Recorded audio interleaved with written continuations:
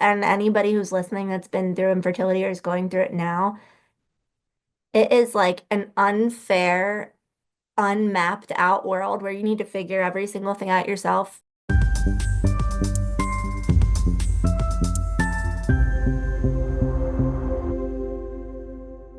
Hey everyone, thanks for joining me. My name is Reesa and I'm your host. We are talking to real families about real stories here on The Real Family Eats, where we've got food for thought and thoughtful food. So let's eat.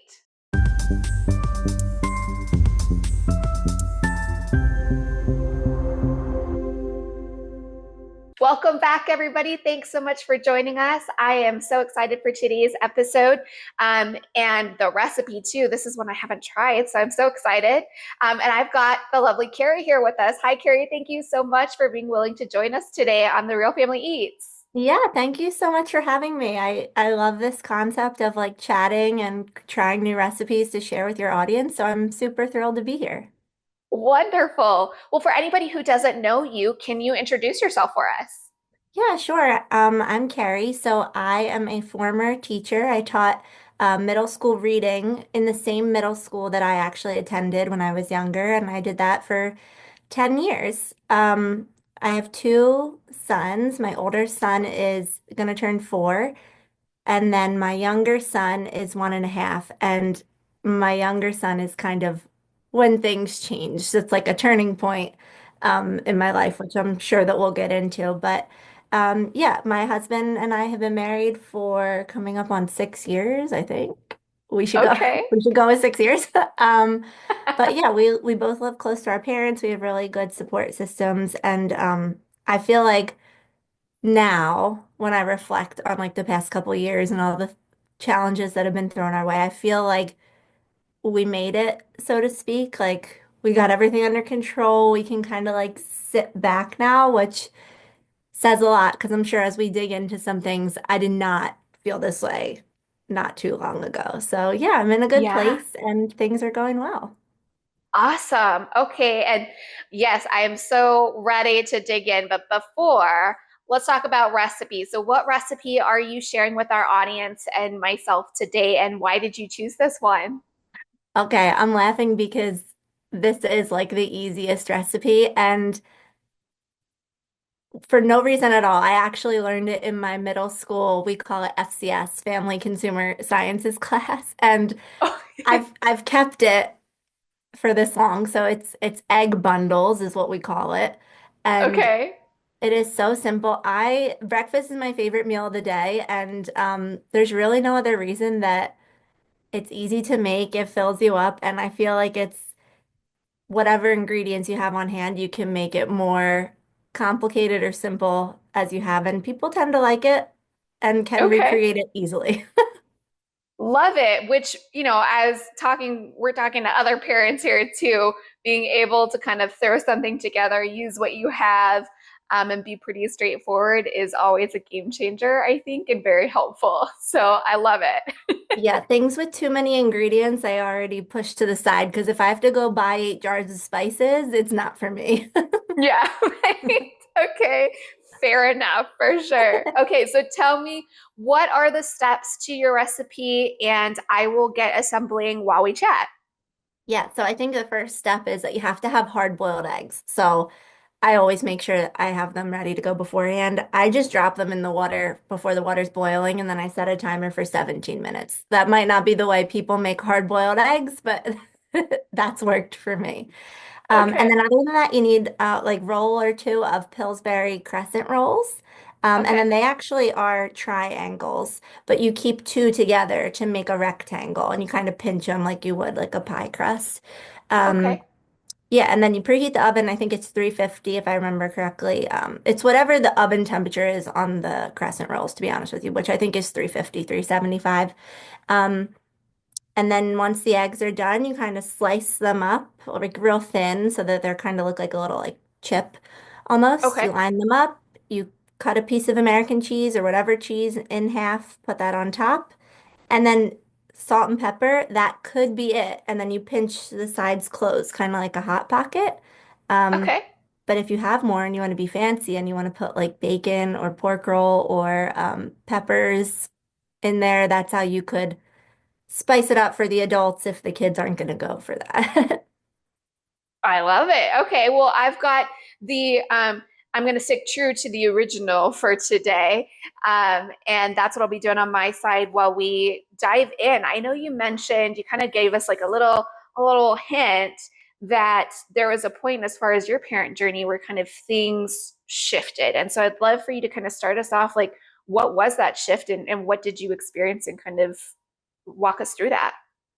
Yeah, so it started out a slow rolling shift and then like it hit me like a ton of bricks all at once. So when my older Okay. son was born, he was born in March and I had like the 12 weeks FMLA for maternity leave, which is not really maternity leave from teaching, um, which actually put me to come back to work like 2 weeks before the end of that school year.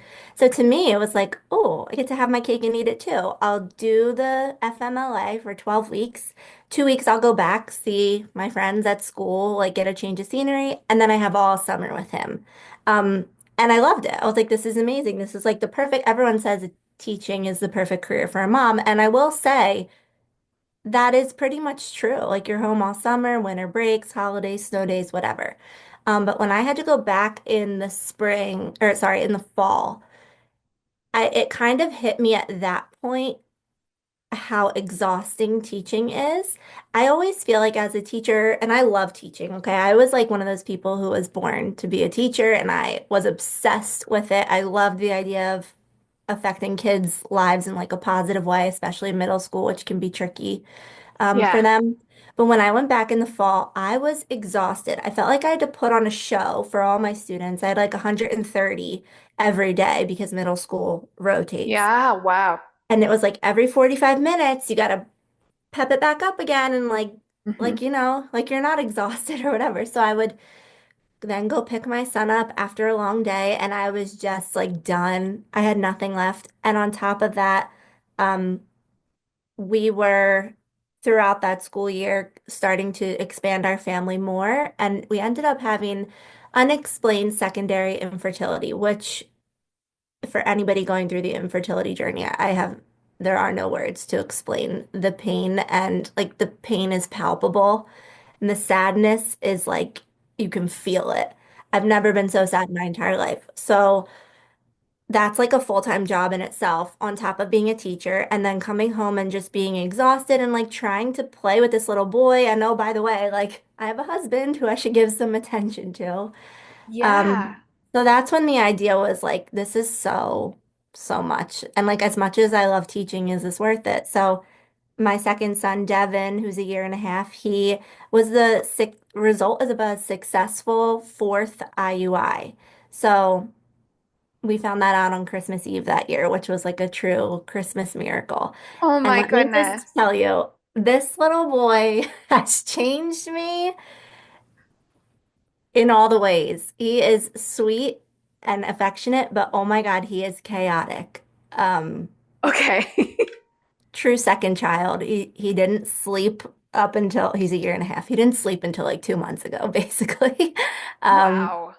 Cried, only wanted us to hold him, just you name it. It was impossible. And I was like, how am I gonna go back to work with like him? Like he's not even adjusted to us and we're his mom and dad. And then I'm gonna pass him off to either like my mom to watch him or daycare to watch him. And I was like, something has to give. So I tried to find another way to make income, which like fast forward ended up being successful. Maternity leave, if you can call it that, was the time to try because I wasn't making money anyway. So if this new endeavor flopped, who cares? Because I had no paycheck from teaching regardless. So yeah, now I own my own business and I'm in like the virtual service world and I resigned from teaching, so I didn't go back after I had him and it has been a huge game changer for our whole family, like physically, mentally, emotionally, and we are in a very good spot now. Wow. Okay. So I'd love to just, I mean, even start kind of towards the beginning of what of your journey. And as you mentioned, that there's this level of exhaustion and then having to kind of go back to work and to, I heard you mention in there kind of perform. And I wanted to circle back to that because I feel like I've heard that from so many parents that, especially ones that return to the work environment, and that there's just maybe, I don't know if it's a lack of understanding and truly, like you said, the depth of the exhaustion and what that's like. Maybe it's that just our society is like, oh, that's not, pretty to look at. So we're just not going to talk about it. But so I wanted to take a moment, if it's okay with you, to kind of chat. Can you tell us a little bit more into that kind of what we're experiencing? How did that then impact how you were able to show up in the job, to show up at home? Um, I'm not like super proud to admit this, but I would show up at the job because it's my job. I'm a professional. I'm getting paid to do this. I also had a pretty high standard for myself as a teacher because I'm comparing my current self to myself as a teacher before I have kids. And I was like, peppy, always had these hands-on activities that take so much setup on the back end. And like, I didn't want to let myself down with that. And I guess like I didn't want to let down students who, knew that I was capable of that. And then I'm just like handing out worksheets. So I'm not proud of it as a mom, but like I would just put all my energy into teaching because to me that was like my professional obligation. And so when I Yeah. would give it all, I mean, yeah, don't get me wrong, my lesson plans were still amazing. My students, which I call my kids up until now that I don't have them anymore, which I do miss them. But they were like performing so well. They would jump. A few of them who had like some serious issues going on at home would like jump up multiple reading levels in one school year. And I just felt so proud of that because like I know that that was a reflection of me with, at the risk of sounding like arrogant and conceited. I know that the way I was teaching them was helping them. And so to me, that was almost like the reward, like keep going, you're doing it. But then when I would Mm, get home, like I just want to collapse on the couch. And that's really sad for at that point, my one son who was learning how to walk or learning how to throw a ball. And I'm just like, oh, but walk over there while I decompress and scroll through my phone and sit on the couch. And yeah. the days where I didn't do that and I was like, I'm gonna get on the ground and play with him, like talk about a whole nother level of exhaustion and performing where it's like, I'm not Hmm. being genuine. I don't genuinely want to ride this little train around the family room and like felt guilty. So mom guilt was like times 1,000. Yeah. And I imagine too, because you mentioned in there this comparison of what I could do before kids versus what was happening right now. And I think that's so common because, and I hear that even just with regards to like what, a romantic relationship with your partner might be, that so many times we're kind of looking at that and we're comparing, oh, well, we ought to be able to do this because we did it before. And there's so much of that, like you said, kind of added, it sounds like added pressure to Mhm. kind of live up to this idea. Was that around the lines of kind of what you were experiencing personally? Yeah, I mean, the easiest way to think about it is like think about all your cute going out clothes from college. Like I don't know about you, but I wore some questionable things. There's Okay. no shot that I'm wearing those again. Whether they fit or not, it's not who I am anymore. Um, Mm, I mean, they definitely don't fit, don't get me wrong. But even if they did, that is not my vibe. So like it's funny because in the aspect of like clothes, I know that. I'm not going to put pressure on myself to go wear that crazy dress that I one day wore because it feels like icky to me. Like it's not my version of me anymore. And for some reason, like that's okay. But then when yeah. you think about comparing yourself as like the teacher or professional or even like partner or wife or whatever it is before, then suddenly you're like, wait, but I should be able to go back. But then Hmm. change the scenario and you can't. So it's an odd way to look at it. It's a really weird place to be until you come to terms with like accepting who you are now and like not just accepting it, but being like proud of it and happy with it. Yeah. For you, do you know, like, if you're kind of reflecting back, maybe where did that construct or narrative kind of come from for you as far as this, like you said, that you can maybe accept that and acknowledge and totally be like, yeah, that makes sense when it comes to clothes, but for parenting and for just how you were doing things in the work environment, why that was such maybe a more difficult shift to make. Yeah, I think it's because like you build something up, and especially females, I feel build something up in your head for so long, like one day I'm gonna get married. One day I'm gonna be a mom and have kids. And so like you almost don't want to let that down. Like, wow, now I have kids and like look at me, I'm too exhausted to play with them. Especially when you have a child after wanting that child for so damn long and not being able to have them for, in my case, unexplained secondary infertility. Like we had my first son as soon as we wanted to. Um, so the fact that we had tried for so long and went through so many challenges and just like heartbreaks to have him felt Mm-hmm. even guiltier with the second that it's like, how am I not happy to be up between 2 and 4 a.m. every morning? Like he's here, so I feel obligated to be happy to be awake right now. And like I can't name a single mom who feels happy to be awake between the hours of 2 and 4 a.m. So Yeah. it's this odd pressure of like, but this is what I always wanted. So I need to Mm-hmm. enjoy every moment. Like, no, I'm thrilled that my younger son is learning how to use a spoon to eat yogurt. I'm not thrilled to clean up his face and entire tray and floor after he eats it. So like, it's just you don't have to love every single part of it. And that actually makes it easier to be happy on the parts that you do love. Yeah. Could you talk a little bit more? How did you get to that shift in mindset? Like, was that something that just like one morning you woke up and it was a shift, or tell me more? Um, Yeah, honestly, this is the truth of it. I was scrolling through Instagram with the newborn in my arm, trying to find some kind of mom hack to get him to sleep. And I came across my cousin, who I'm not super close with. She lives in Florida. I'm in Pennsylvania, so like we don't see each other hardly at all. But she also had a newborn, and her picture on her story was a newborn sleeping in her arms, and her with her computer up, and her caption was, I'm so lucky that I get to do both right now. Like I can provide for my family and snuggle all these snuggles during the day. And then I reached out to her, which to her was probably out of nowhere because we're so far apart. Like we don't talk that much. I was like, how are you doing this? And she's like, I started my own business. And I was like, okay, that sounds intimidating as all hell, but I think that if I want to see change in like the way I'm feeling, I need to make change in what I'm doing.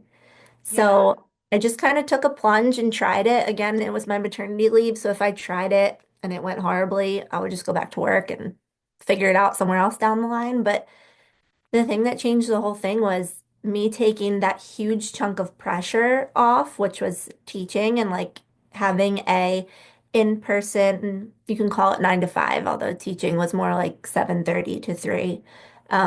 That structure, which wasn't going to work for my life anymore. Like I still work. I work 20 to 25 hours a week, but it's on my own time when I can. Some days I don't work, some days I do work, and I get everything done, but it's definitely not like the 9 to 5 structure that majority of people have. Yeah.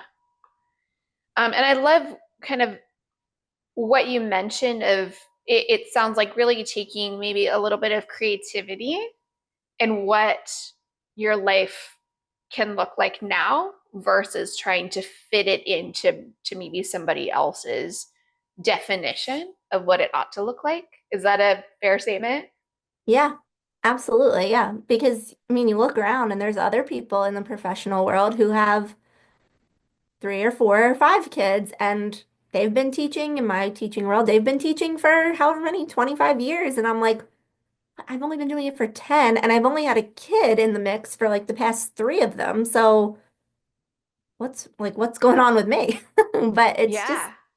it's just I think what makes me happy, honestly, is like picking my older son up from preschool at 11:45 in the middle of the day. which I couldn't formerly do. He had to go to a full day daycare and I would get him when I got him. I like going to story time on Mondays. I like going for walks when it's randomly nice out in in February. I like feeling like a decent wife in terms of making dinner. I don't make dinner every night, but I make dinner like 3 times a week and we have leftovers. So I feel decent about that. And I think I'm just like, I'm a completely different person and I am very much okay with it. Yeah. Did you find yourself, especially like at the beginning, because I heard you mention, that there are some teachers that have 4 or 5 kids Mhm. and they've been doing it for 20 years. Did you find yourself, at least your brain, kind of trying to want to compare yourself to those people and almost kind of go to that inner critic? Yeah. Yeah, because sometimes you're like, well, maybe this is just something we do. And like, they're obviously a little older than me as well. So like maybe it's just something that everybody does. Um, it's just kind of part of it. Kind of like Yeah. how, like when you have a newborn, it's just kind of part of it. You're not going to sleep through the night for however long. It's just Hmm. part of it. It's like you put that in. Like what is it? My husband calls it like it's our like rite of passage. It's our turn now Okay. to be up all night. And so I just kind of thought like, yeah, it's my turn to do the hard things and teach all day and then go home to my family and figure it out. Yeah. And I think you're so right where I find, especially at least like in my parents' kind of generation, that there was so much of that there was, almost a normalization of sucking it up and just like stuffing your feelings down. And that you just have to push on, whether you like it or not, whether you're exhausted or not. You just gotta, don't cry about it. That's weakness, or that's, whatever other messages are out there. So much so that it was so interesting because, just on a personal, side note, I remember very distinctly that I was taking my mother-in-law was coming and visiting, and I was taking her out and we were going to go get a pedicure, and she just was like, "You do this like often?" Man. And it was almost just like this, like, aha, like that wasn't a luxury. Like, to her, that was a luxury to be able to go and do something like that and to spend some of that time. And gosh, I just sat there and I was like, I'm so sorry that nobody ever told you you can take time for yourself. Like, that sucks so Yeah. much. Yeah. Oh my gosh, I know. And that's totally, I think, a generational thing. I mean, I can't speak for the people of that generation, but I feel like it's also like I don't know how much help the other parent, like pretty much the dad put into that. Like in previous generations, I don't see dads changing as many diapers as my husband changes. Like I just think that it's Hmm. a generational shift and I think that in a sense like we're very lucky now. So we understand that we can take time for ourselves and get a pedicure and we also understand that like I can go do something and my husband can be with the kids and he's not their babysitter, he's their dad. He's just as capable as me. So I Yeah. think that we're lucky to have those realizations like in the world that we're in right now. Yeah. And like you said, I think that's a great topic of, I mean, we could probably talk days as far as just that shift, right, of being able to look at fathers and not see them as babysitters. Yeah. Um, because there are so many amazing dads out there that are, so entirely capable, sometimes even more capable in some areas than, those that are more female mom presenting kind of energies as well. And so that's, like I said, that's a whole nother topic for another day. Oh yeah. Yeah. And it's funny because the older people will see him like, feeding a baby out in public and they'll be like, "Oh, what a great father." And I'm like, "He's feeding his kid. He's not like climbing a tree and holding a thing in another hand. Like Yeah, he's yeah, just yeah, feeding yeah. his kid. Like, what are our standards for great? But okay, yes, you're right. He's great. I think he's great, but not because of that. For sure. Absolutely. But anyway, yes, Um, I agree. That is a whole topic. right. So I'm curious if it's okay with you. I'd also kind of love to circle back to, also, it sounds like you said the experience in the shift of then also experiencing that secondary kind of infertility, and what I imagine, because like you said, you're already going through this like really exhaustion or amount of exhaustion trying to figure out this new role, this new identity, how does this all fit? And then to also have that level of just heart wrenching kind of grief to have to like go through some of that. Would you be willing to share a little bit more about that? Yeah, I remember the days so vividly because the nurses in these facilities where like because it's not just your regular OBGYN, it's like a specialized fertility clinic. There are angels. I mean, I had to be at work at 7:30 every single day, and their facility didn't open until 8 o'clock. And as a teacher, you only get so many days and half days, and the amount of effort that goes into taking a half day with lesson plans and stuff. And so these women would literally open early for me and Wow. draw my blood at 6:45 a.m. and give me the ultrasounds and measure everything that needs to be measured literally at 7 o'clock so that I was on at work on time. And that went on for like 5 months that they were doing that. And so as hard as it was, I really had to acknowledge like that is a piece of my village that I didn't understand I would ever have. Like, they could just be like, I'm so sorry, ma'am, but we open at 8 o'clock. And so suddenly they became a part of my village. So all of that to say that the sadness was horrible. And anybody who's listening that's been through infertility or is going through it now, it is like an unfair unmapped out world where you need to figure every single thing out yourself. In my state, nothing's paid for and it's expensive. It's literally a second job. I remember one time laying on the couch after I had found out that like one of the IUIs, I forget which one, didn't work. Like I wasn't pregnant that time after all of the effort we put in that month with all the appointments and everything else. And I still have a baby, right? Like my first son was still there. And I had to like roll over on the couch and tell my husband, like, I am so sad right now. So I feel like I need to tell you that I'm not going to do anything to myself. I promise you. Because I could imagine that as an outsider, I probably looked on the edge of something traumatic because of how sad I was. But Wow. in my head, I was not going to act on it. I knew that. But I imagine that's how I looked. And so that like level of sadness, but it was just horrible. I don't wish it on anybody, but when you step out of it for 1 second and look at your village and the people that support you, whether they're the nurses or your husband or maybe the baby you do have, like there's a lot to be thankful for. Yeah. It's certainly difficult. That is a full-time infertility is a full-time job in itself, so having that Yeah. and a full-time job is crazy. I can only imagine, like you said, to kind of have to then also kind of navigate how do I go through this? And if they had, like you said, maybe said, sorry, you can't, we don't open until this time, then to have to like potentially navigate which do I choose? Right. And, that just sounds like an awful and impossible decision to, and position to be put in. Yeah. I mean, I'm sure like if teaching's a pretty particular job in terms of schedule and timing and classes and whatever. I'm sure that if I had like a corporate job that there would be a little bit more flexibility. Like, oh, I have an hour lunch break. Do you mind if I take an hour and 20 to squeeze this appointment in?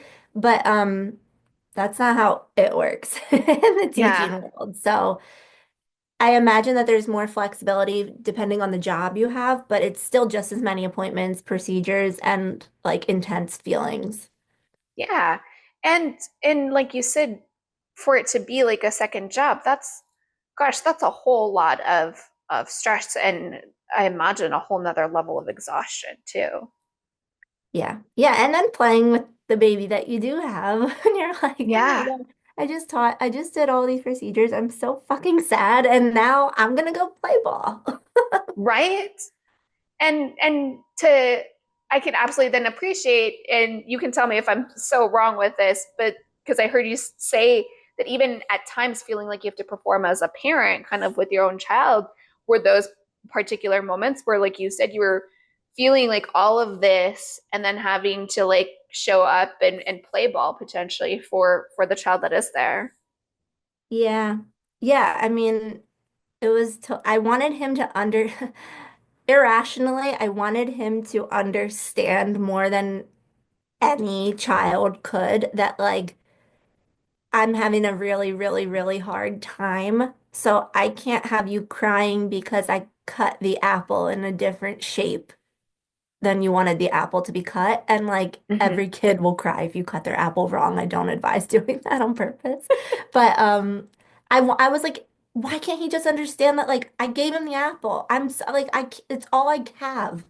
It's all I can Hmm. do right now. And so you start like hoping things that are so unrealistic and irrational for them to like understand, and it's a weird world to be in. And like I said in the beginning of this, I'm thankful that it's not the space I'm in anymore, but a lot of things kind of like fell into place. And on top of that, like we made things happen and I made things happen to make sure that that wasn't our long-term space. Like it was Hmm. truly a phase, and the phase was in the trenches, but we're not there anymore. So, Yeah. And speaking of that, I think that's you're opening up for the segue I was hoping that we could take. So thank you. But to talk about when you were in that space, I heard you mention that you told your partner, "I'm not going to do anything," but that you were definitely down there. Were there particular supports or things that your community did do aside from opening up early to that really just helped and resonated? Because I think that's another thing that I hear from other people who are maybe supporting or wanting to support those that are going through it, but they don't really know what to do, what to say. Was there anything that for you just really, really kind of hit the nail on the head that would be helpful for anybody listening? so I will tell you that the only person that knew that we were going through this for, I don't know, the year and a half we were going through this was myself and my husband. I mean, Okay. I'm incredibly, incredibly close to my mom and my family, and I didn't tell them. So like if I had to drop my older son off at my mom's house super early in the morning for a 6:45 appointment, I just told her I had a meeting at work. And I have no Hmm. way to explain that other than the fact that what was going on was so personal and so intimate. And even though like my mom is literally my best friend, I just felt like it was like me and my husband, and like it was like it was just so personal to us. Hmm. And then after we got pregnant, we obviously opened up to everybody, and I talk about it very publicly because I don't want people to think that they're alone. So after I told my mom that we were pregnant, she was like, "Why didn't you tell me? Like I would have been there for you. I would have, I don't know, I would have helped more. Like she already helped a lot. She helped every time I asked her, but she didn't know why. Like she didn't know the real reason why." And Yeah. it's because sometimes people don't, I didn't want anyone to look at me and just see sadness and have to like tiptoe around topics or things with me, which is a double-edged sword because then you have people asking you all the time when baby number two's coming and you're like, I'm trying. Yeah. So my husband was literally my only support, and the best thing he ever did was just give me hugs when I needed hugs. He would sit Mm. on the couch and just hold my hand. He would take like stupid. He would take like pictures if I was doing something with our other son, we were just reading or something. He would like take pictures or videos. Like I think that was his way of showing like all these things that are supposed to break you, and like here you are. So he's also very, very kind and the most realistic person. I'm like a 0 to 100 person. And he's like very even keel. And I think that's what I needed. Like, I don't know. I think it was Yeah. just him being there, and he was the only one. And I think that was maybe part of what helped, that we weren't putting all of our health things on blast while they were happening, like when it was still fresh. I mean, now we put them on blast to some extent, not all the details, obviously, but like, and mainly we do that because we just want people to know that like we're here for you. I don't. I don't cut people off when I'm driving anymore because I'm like, wow, what if they're on their way home from their fourth IUI and it didn't work? So like Hmm. it changed us. So, Yeah. and we're both kind of like that. So the best support is to literally just be there. And if you're gonna tell other people besides your person about anything that you're going through, I almost feel like you have to preface it like, but we can still do fun things, even though I'm sad. Hmm. Yeah. And perhaps it sounds like even that if there are support people that are listening, being willing to show up and to support, even if you don't necessarily know the reason why, that maybe all will reveal itself a little bit later, but knowing that those things and just loving on a person and acting, like you said, continue to act kind towards them, and help out when you can, whether you have an answer or not, that maybe it's okay that you don't have an answer, and that, like you said, maybe this is just a really difficult time and they're just not ready to let that part in yet. Yeah, I think that that is the biggest thing. Like, you don't need to necessarily know what's going on in someone's life in order to just be a good person towards them. Because maybe Yeah. nothing's going on in their life and they're living a great life, and you should still be a good person. So, and honestly, I've changed myself that way. I let people in front of me at the grocery store when I have a full cart and they have like three items, and around Christmas time, I know everybody's happy, but that could be difficult because you're getting all these Christmas cards of people's families. And if that's all you want and you don't have it, that could be sad. So I just try to keep it in the back of my mind that you don't know what people are going through, and maybe it's nothing. Not everybody has like all this trauma, but you can still just be nice. That's why Yeah. I love teaching too, because I wanted to teach that to the like I was always trying to teach that to the students. Hmm. So. I love that. And I think it's such a great reminder. I'm curious, as you're walking through this journey and as you're learning, like you said, maybe now being at least on the calmer side for right now, until children, always throw a wrench in things. Oh yeah. Um, but looking back, like, was there a particular, aside from seeing, your cousin on the Instagram, any other like aha moments that really helped you kind of shift or take a different perspective, or really provided some insight for you that helped you on your journey of even, going into the space that you are and who you are today? Yeah, and I think it's like the corny reading teacher that still lives in my heart, but like I am big on like just quotes and motivation and like empowerment in general. And so there's like a few that have stuck out to me, and I try to like remember them and I pass them along to whoever I feel needs to hear them. And um the one that I stuck with me throughout all the infertility was stronger than the storm. And so like look at all that's happened to you and you're still here. So my husband even Hmm. got me a little bracelet where the inside said stronger than the storm. So like, yeah, and it going hand in hand with that. Another one I like is like, look at all the things that were supposed to break you, and here you are. Wow. So I Yeah. just I try to remember those in the moments of toughness. I love corny quotes. So I could tell you a million, but I'll just tell you one more. It's like when life hands you lemons, make orange juice and have them figure out how you did it.